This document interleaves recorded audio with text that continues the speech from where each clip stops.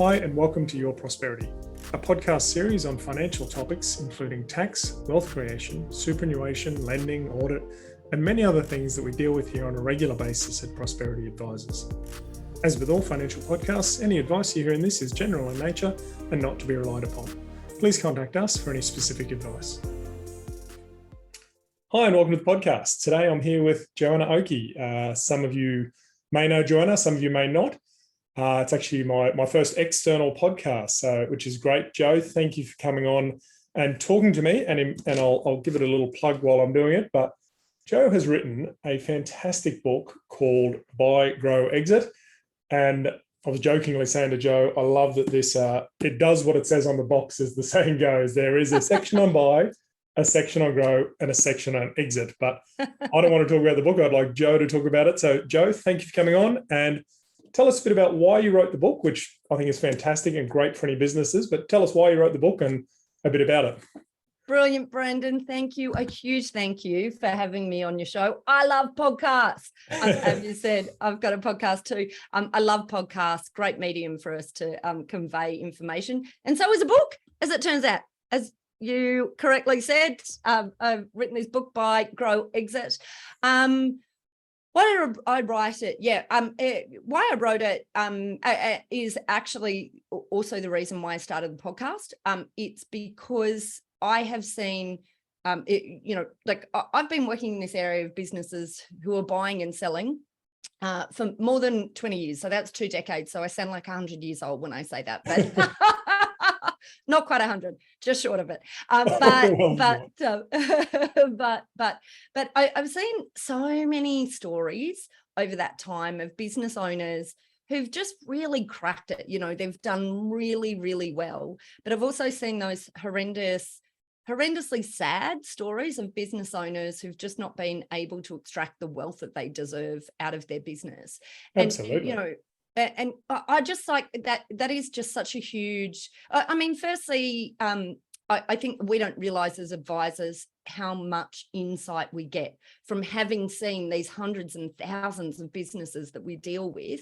And particularly, when we deal with them at exit, I see how many business owners are disappointed by what the value is in asset that they've created over all of these years. And growing a business, I know growing a business, our business owners, of which I am one, put blood, sweat and tears into growing a business.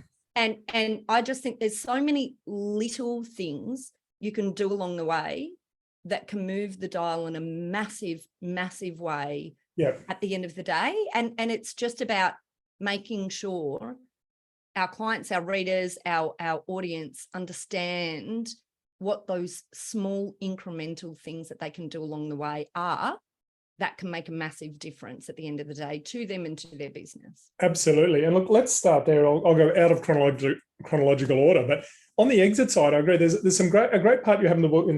I can't think where it was and what chapter it was in. But you talk about where you're getting ready for exit and you're going to sell the business. And as an example, I'll use it. Say you're selling at a 5 or 6 times multiple, and there might be a similar business that you're sort of looking at the time. And you're sort of talking about how it's really valuable that if you can pick something up at 2 or 3 times EBIT and tack it into your business that you're looking to sell in a few years at 5 times EBIT, the multiplication value of that is just huge. And it's a really great way to extract even more value at the end of the day, which I thought that was a really good idea. And we talked about it the other day, actually. I thought it was a fantastic way to do it. If you can just tack on a few of those businesses that are similar, you know how to run them, you're prepping for a sale that is happening later, and you got to get a much bigger multiple. I mean, do you know what? It is a killer strategy. And actually, acquisition for growth as a whole is a killer strategy. And I think incredibly, incredibly unused by SMEs here in Australia. I just hope businesses sort of take that as one, massive opportunity for them in understanding what they could do within their business as an alternative to organic growth. But you're absolutely right. I call it the contrarian advice. When you're looking to exit, why don't you think about buying? Because who does that? Who thinks I'm looking to sell my business, so therefore I'm going to go buy one. But I tell you what, this is not a new idea I've had, but it's been solidified by examples along the way. And I had a client who heard me talking about this on one of my podcasts, right?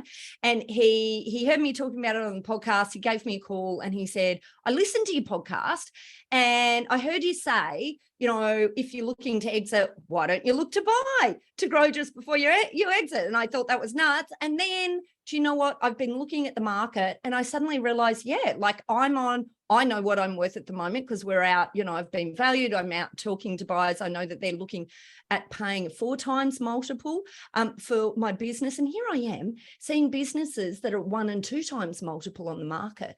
And I said to myself, why don't I just give it a go? And I said, yeah, why don't you just give it a go? So off he went. He went and bought this business and he rolled it in. And then, and immediately it went to his bottom line. The profit that went to his bottom line was increased from the 1 times that he paid up to the 4 times that his business was now worth. But, and here's the big but, it now turned out that because he'd increased the size of his business as a whole, he was now looking at a 4.5 times multiple rather than 4 times multiple. I love it. I love when that happens because it's a bigger business and a stronger business.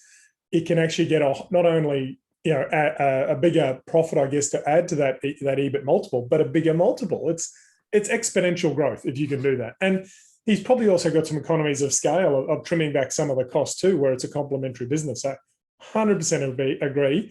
And I think that's really good. The other thing on exit that I always think about too, you talked about knowing the value. And I think what this book is really good at is it helps you think about what things are worth and the process of it and understanding it. Because I often say when I've been on your podcast before a couple of times now, I think, but when you and I have chatted about businesses like medical or dental businesses, I often think I say it in a few webinars and things that I do, that selling the business isn't the cake at the end. It's the icing on the cake. You've really got to build your wealth, make sure you're doing well for yourself. If you're relying on, I'm going to sell this business one day and then I'm going to be successful and that's my retirement plan, that's, I think, a big risk for people. While it's not specifically what the book's addressing, I think that's really important to understand the process and how you can get value out of your business at the end of the day. So I think that really, it's a great little book. And as I said to you before, it does what it says on the tin that I love. There's a chapter. It's really good. I do want to keep a quick couple other bits I want to talk about in the like the buy section, talk about how and why and those sort of things and reasons businesses don't succeed, because there is that stat, I guess, out there that a lot of businesses just don't get off the ground. And the more help you can get, all the I guess learn the learnings you've had here on businesses that haven't succeeded. Is there anything you talk about quickly on that? Because I thought it was quite a good little section 2 of your buy about what are some of those bigger traps that people don't succeed for. Yeah, look, I just, and this kills me. And there's 2 components about what you're talking about here. I think there's the using buy as an alternative to startup, because startup is so risky, and it really is risky, and it takes so much time to prove a business. And this is why acquisition is so much better, and I believe, than starting up a business. To get sales that you're going through just as much sometimes. 100%. Yeah, absolutely.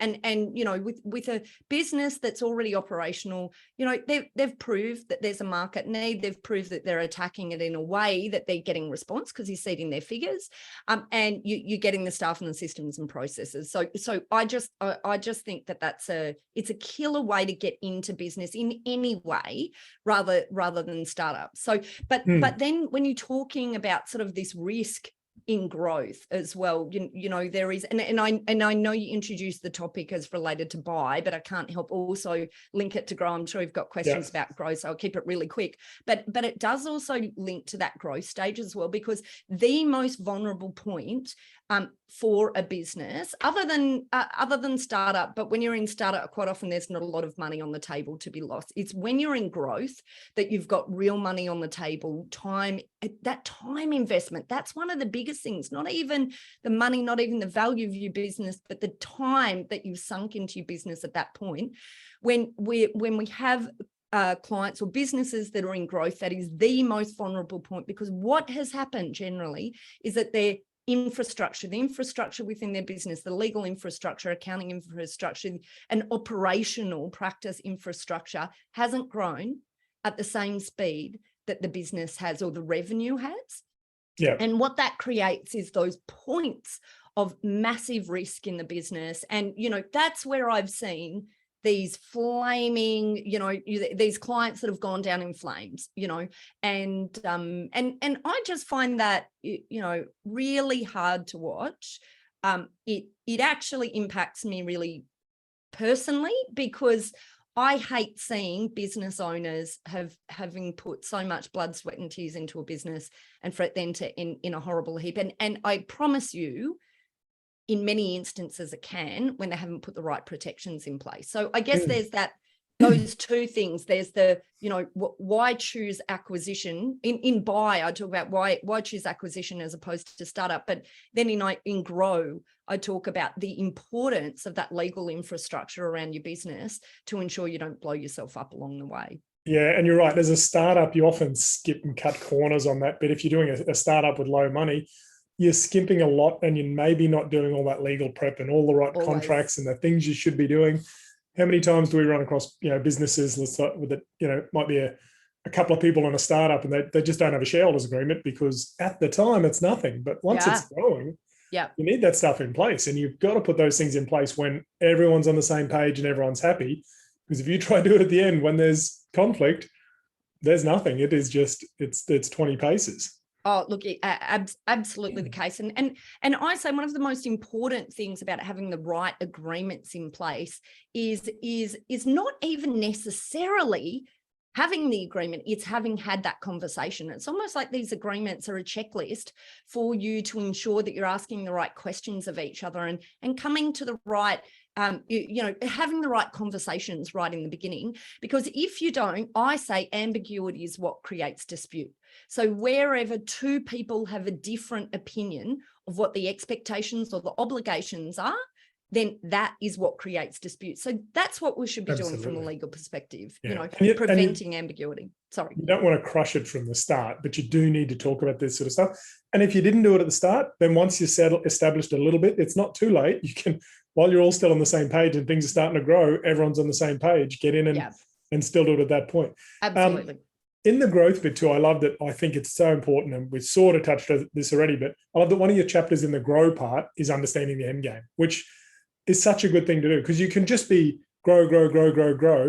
But if you're not thinking about what is the exit strategy, what do I want to do here? Is it, and the exit strategy could be, I don't know, list, sell to a corporate, sell part to a up and coming employees, whatever it is, hand it down to the kids, whatever that is. It's understanding what you want the end game to be, because if you don't have a goal on where you want to get to, you're just growing and you're in the sake of it for no reason, and you're not really aiming towards something. So I love that that's part of your grow part. But yeah, and it from your legal background, obviously, I don't think you've even mentioned yet, but Aspect Legal, we should give you a plug there. So Joanna Oakey, Aspect Legal. You're coming at it from a legal background, but it's written in an easy to understand way that's not just about the legal side of things. And I mentioned to you earlier too, when I was talking about doing the podcast, I loved it at the back. I'm looking at this book like people can see what I'm doing, and apologies, I've got a virtual background there, but at the back of the book, Jargon Buster. So good. It should be a prerequisite for any lawyer or accountant, because we use a lot of terms and we'll throw out EBITs, and there's probably people there now thinking, what are they talking about, EBIT and multiple? What's that about? You've got a Jargon Buster. It's in the Jargon Buster. Yeah, that's right. I do like that you've got that, because I saw that and I thought, oh, that's interesting. Flick through and had a quick look. So really, really good part of that. And as I said, it says what it does on the tin. It's buy, it's grow, it's exit. Anyone in business, I think it's just a great little book. And I know it's a short podcast, so apologies, Joe. When we've done podcasts before, we could talk for a lot longer than this, I realise. Oh, no, can't we? Yes, I know. And you're good to keep it short, because I could talk about these topics, the three topics, for hours and hours and hours, because look, they're very dear to my heart. The stuff I talk about is, I'm serious that I think a lot of the things in here are lessons learned by people over time that need to be shared and need to be understood by business owners. And just picking up just very quickly on a couple of points that you made, you talked about the importance of starting with the end in mind, or operating with the end in mind. If you haven't got there at the start, don't worry, it's not too late, you can jump on it now. But the importance of having the end in mind is that, and it's back to right at the beginning, I said, when you're building a business, you can make small changes along the way that have a massive difference. And this is where understanding the end game, understanding what a buyer will feel is value when they're ultimately looking at your business, or even understanding whether the end game for you is bringing on board employees into equity in the business. Is it, should you be looking at share plans along the way? All of those sorts of things. None of that happens without some sort of foresight about where you're going. And we all know business owners who get to the end of the day and they sit in their 70s and they sit there with this business and they don't know what to do with it at that point. The thing is, and they're exhausted. They're exhausted by that point, and they just want to be done with it, and that, but if they had have started much earlier on in the piece, they could have created the destiny that they wanted out of the business. And that's what it's about. And that's the empowerment that I want to give our readers and our audience, because there are so many little things you can do along the way if only you know where you're going at the end. That's right. And even a minimum, like it should be earlier than this, but even 5 years out, ideally you're preparing your business for sale then, knowing you want to sell in 5 years, because you want a nice tidy profit and loss, you want it looking good, you want everything in the right places and all lined up. If you just come to us at the end and say, I want to sell it this year, it's too late to line up all the financials, it's too late to get everything looking how you want it, and it's too late to get that maximum value out of your business. You really got to plan for it. Joe, how do we get this book? I had to borrow one because we couldn't even get the one I've ordered yet, so I had to borrow one off someone. No. How do we get your book? Mine's on order, but how do we get the book? What's the best way to get it, or to contact you? How do they go about it? Fabulous. So you can get the book by going to buygrowexit.com.au. We've got heaps of free resources there as well. If you're not sure how your business is performing, we've got scorecards, quizzes, those sorts of things for, each of the places that your business is up to. Those are free. Heaps of other free downloads and resources there. So just head to buygrowexit.com.au. You can also get a free sample if you want, or head over to our website at aspectlegal.com.au. And at Aspect Legal, we have links to our podcast. We run 2 podcasts that we run weekly with heaps and heaps of information. All of this is free. And we've also got a free call booking function on our website. So if anyone wants, they can book in a call with our legals at Aspect Legal. So you've gone into podcast mode there. That's the same voice that you use at the end of your podcast. I like that. I can't help it. Just like it just comes back.